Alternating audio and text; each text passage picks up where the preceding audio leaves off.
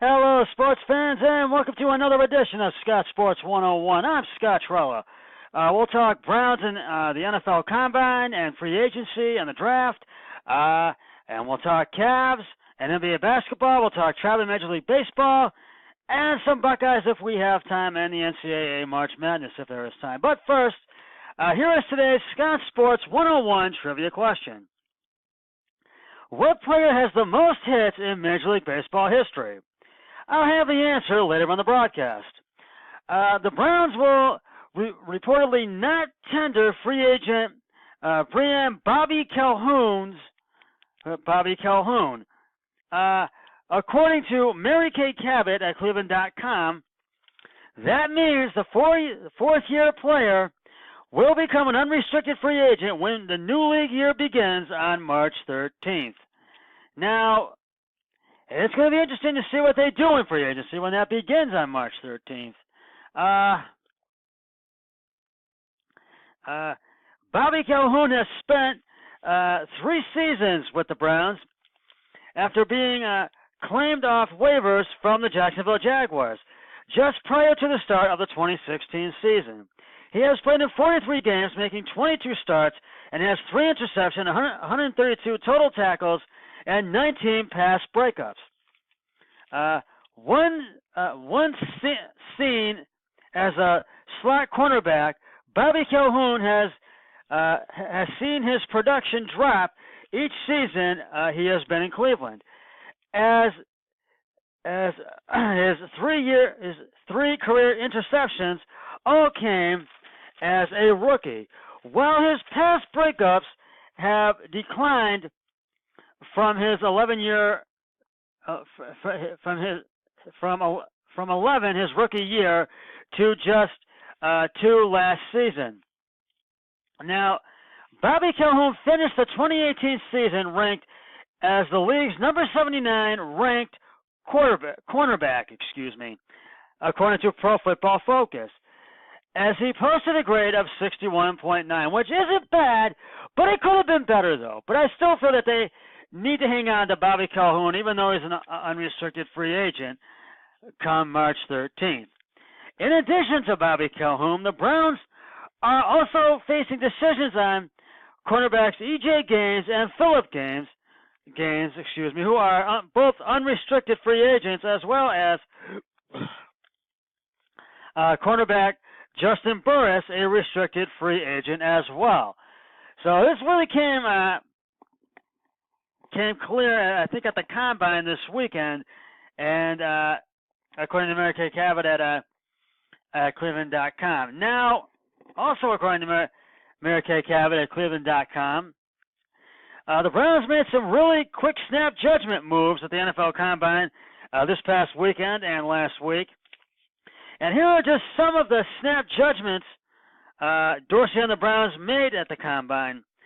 Now, first one is Andre Dillard of Washington State. And I feel he is one that would become really rock solid and protect Baker Mayfield in the pocket. Now, the Browns need a good left tackle, and I feel he is a great left tackle. And he did show some promise. He's got a lot of potential, I feel.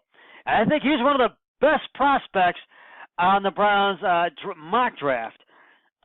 Jonah Williams of Alabama is another really good prospect for the Browns. Dorsey said he seemed to not be the left tackle you create in a lab with shorter than ideal arms and without a massive body.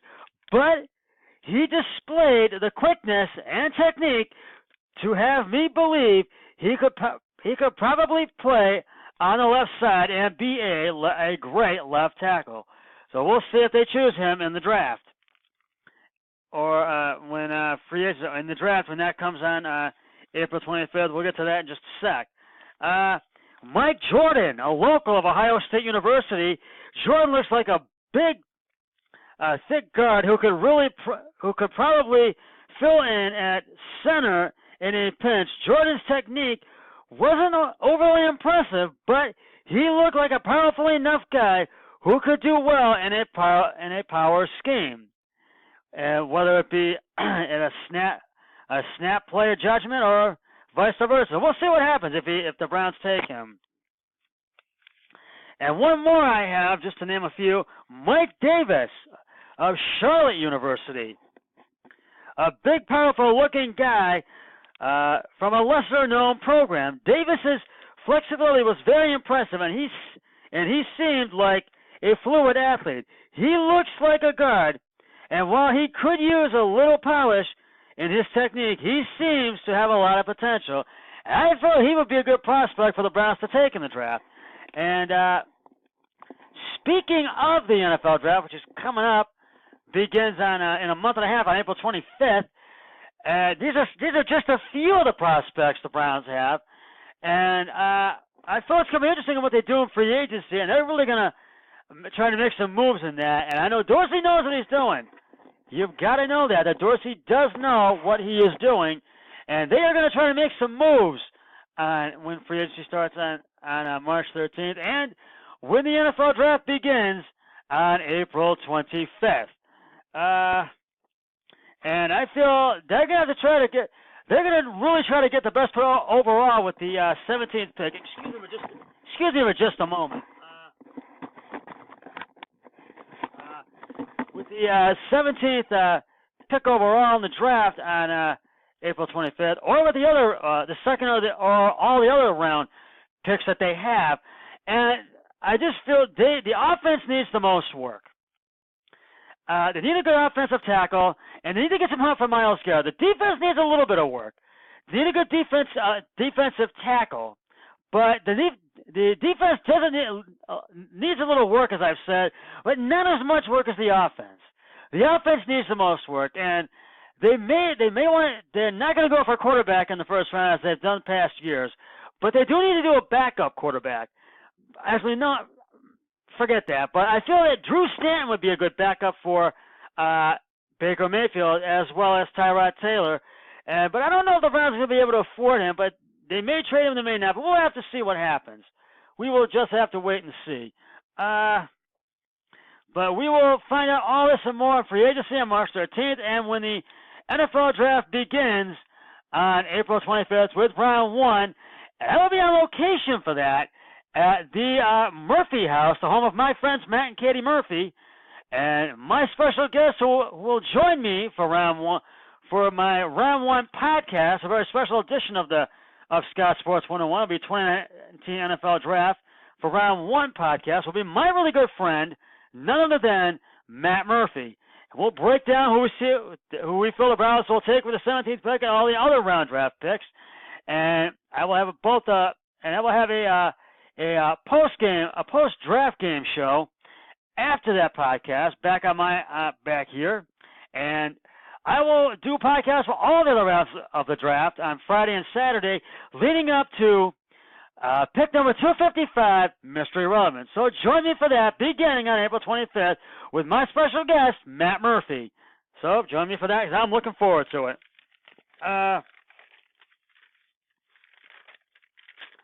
We'll talk Cavs and NBA basketball and traveling Major League Baseball in just a moment. But first, it is now time for the answer to today's Scott Sports 101 trivia question. What player has the most hits in Major League Baseball history? And if you said Pete Rose, you are correct. Pete Rose, a switch hitter, is the all-time MLB leader in hits, 4,256. Games played, 3,562. At bats, 14,053. Singles, 3,215. And outs, 10,328. I'll have another trivia question on my next podcast, so stay tuned for that. After a 107-93 win over the Orlando Magic yesterday, the Cavs are off today, but are back in action on Wednesday as they take on the Brooklyn Nets at Barclays Center in Brooklyn, New York. Tip-off is at 7:30 p.m. on Fox Sports Ohio. Kevin Love is glad to be back with the Cavs, and all his teammates feel that they're getting confidence from him, but he hasn't been happy with the time he's gotten to play, but he feels that his teammates are giving him confidence. And Matthew Dellavedova says he feels that Love is really making use of the time he gets to play in each game. So we'll see what happens with the remaining games the Cavs have this regular season. And we'll see if the Tribe can really try to win out, and we'll see if they make the playoffs or not. I'm not holding my breath on it, but we'll see. Well, the Tribe got shut out by the San Diego Padres in Cactus League play today at spring training, 8-0. The Tribe scored no runs, had and this game was at Peoria Sports Complex in Peoria, Arizona. And the Tribe scored no runs, had 6 hits, 3 errors, and it was not a good outing for the Tribe, as they gave up 8 runs on 5 hits today.